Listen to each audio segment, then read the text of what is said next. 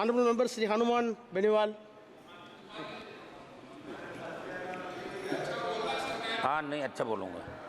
सभापति महोदय, सबसे पहले तो सदन में आज वित्त विधेयक पर जो चर्चा हो रही है उसमें मुझे बोलने का आपने अवसर दिया।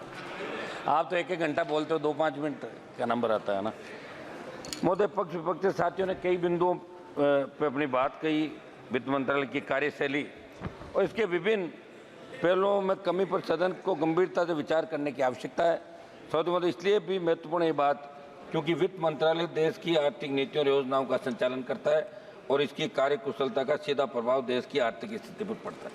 सभापति महोदय, वित्त मंत्री जी ने इस बजट के अंदर कहा कि नए टैक्स रिजीम के तहत अब 7 लाख रुपए तक की इनकम पर कोई टैक्स नहीं लगेगा, यानी कि टैक्स रिबेट को बढ़ा दिया। इससे पहले 5 लाख रुपए तक मिलती थी, अब 7 लाख तो कर दिया, लेकिन वो इनकम यदि 7 लाख से 1 रुपया भी अधिक है तो कितना टैक्स देना पड़ेगा, और कैपिटल गेन इनकम में 7 लाख तक वाले को भी टैक्स देना पड़ेगा। ऐसे में आप स्पष्ट करें कि आखिर सच्चाई क्या है, क्या आप केवल गुमराह करें। मेरी मांग है कि 7 लाख से बढ़ा के इसको 10 लाख किया जाए। सब महंगाई की मार आज पूरा देश झेल रहा है, आम आदमी झेल रहा है। जिस तरह बच्चों को पढ़ाना, घर चलाना, घर के बड़े बुजुर्गों की दवा इलाज के लिए बचाना नामुमकिन है। मेरी मांग है कि पेट्रोल, डीजल और घरेलू गैस की कीमतों को जनहित में तत्काल कम किया जाए ताकि महंगाई भी कम हो और महंगाई कम करने के अन्य ठोस उपाय किए जाए। ओपीएस की बहुत पुरानी मांग है इस देश की। मैं मांग करता हूँ देश में केंद्रीय कार्मिक, पैरामिलिट्री के जवान लगातार ओल्ड पेंशन स्कीम को फिर से लागू करने की मांग कर रहे हैं। मेरी मांग है ओपीएस पुनः लागू की जाए। जीएसटी, ट्रैक्टर सहित अन्य कृषि उपकरणों को जीएसटी मुक्त किया जाए। एमएसपी पर कानून बनाते हुए किसान की पूर्ण उपज एमएसपी खरीदने का प्रावधान, जब किसान आंदोलन चला आपकी सरकार ने आश्वस्त किया था कि अब की बार हम एमएसपी पर खरीद का कानून बनाएंगे और ये निश्चित रूप से आपको बनाना चाहिए। हमने इसलिए एनडीए छोड़ी जब किसानों का आंदोलन, पहले हम उधर ही बैठते थे। सभापति महोदय, किसान कर्ज माफी 16 लाख करोड़ रुपए का कर्जा धन्ना सेठों का माफ किया पिछले सालों के अंदर। मैं मांग करता हूँ कि किसानों का तो 15-16 लाख करोड़ का कर्ज है देश के अंदर विभिन्न राज्यों में, वो तमाम कर्ज माफी की जाए, नया इसका रोडमैप बने।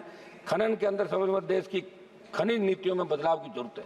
मेरे संसदीय क्षेत्र प्रदेश के अंदर लाइमस्टोन प्रचुर मात्रा के अंदर है। किसानों को उनकी खातेदारी में खनन के लिए छोटे पट्टे दिए जाए और बजरी के लिए भी खातेदारी भूमि में भूमि मालिक को ही छोटे पट्टे देने का प्रावधान बनाया जाए ताकि माइनिंग माफिया ऊपर लगाम लग सके। पशुपालन, राजस्थान में 3 वर्ष से कम उम्र के बछड़ों पर, जो विश्व के अंदर सबसे प्रसिद्ध मेरे हमारे नागौरी नस्ल के बैल बछड़े जो विश्व प्रसिद्ध है, लेकिन धीरे धीरे खोते जा रहे हैं वो, क्योंकि सरकार किसी तरह का प्रोत्साहन नहीं दे रही है। 3 वर्ष से कम उम्र के बछड़ों पर बिक्री व परिवहन पर लगी रोक को किसानों व पशुपालकों के हित के अंदर तुरंत हटाई जाए। पशुओं में होने वाली वायरस जनित बीमारियों की जांच के लिए राजस्थान में एक राष्ट्रीय स्तर की लैब शुरू की जाए। मेरे संसदीय क्षेत्र नागौर में राष्ट्रीय स्तर का डेयरी अनुसंधान केंद्र स्वीकृत किया जाए। सभापति महोदय, स्वास्थ्य को लेकर स्वास्थ्य मंत्रालय की डिमांड पर भी माननीय सदस्यों ने चिंता जाहिर करी थी। देश में स्वास्थ्य सुदृढ़ करने के लिए जितने बजट की आवश्यकता थी उस आवश्यकता से 73% बजट कम बजट दिया गया।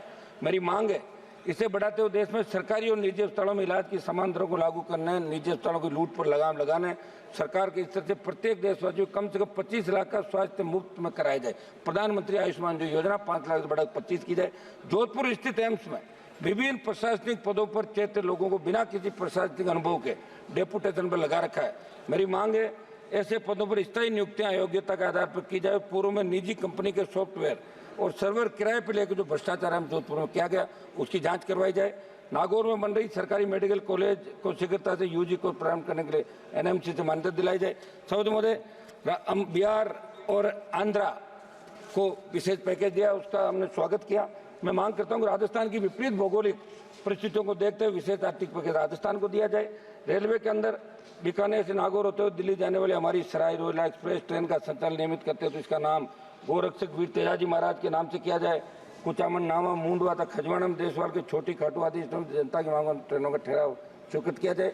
फलोदी नागौर तक नई रेल लाइन के सर्वे को जाहिल होते हुए डीडवा कुचामन तक बढ़ाया जाए। नोखा, बिदासर, लाडनू, सुजानगढ़ रेलवे लाइन के सर्वे पर कार्य किया जाए। सभापति महोदय, नागौर में केंद्रीय शुष्क कृषि विश्वविद्यालय जो बजट 2014-15 के अंदर घोषणा करी थी, तत्कालीन वित्त मंत्री जी ने राजस्थान में केंद्रीय कृषि विश्वविद्यालय की स्थापना करने की बात कही, लेकिन तत्कालीन राजस्थान सरकार की कमी के कारण वो बजट घोषणा क्रियान्वयन नहीं हो पाई। मेरी मांग है कि संसदीय क्षेत्र नागौर में केंद्रीय शुष्क कृषि विद्यालय स्वीकृत किया जाए, किसान सम्मान निधि की तर्ज पे पशुपालक सम्मान निधि की जाए। देश में राष्ट्रीय राजमार्ग पर 983 टोल नाके, जिसमें सर्वाधिक मेरे राजस्थान में 142 टोल बूथ है, लेकिन टोल लेने के बावजूद सड़कों की बदहाल स्थिति है।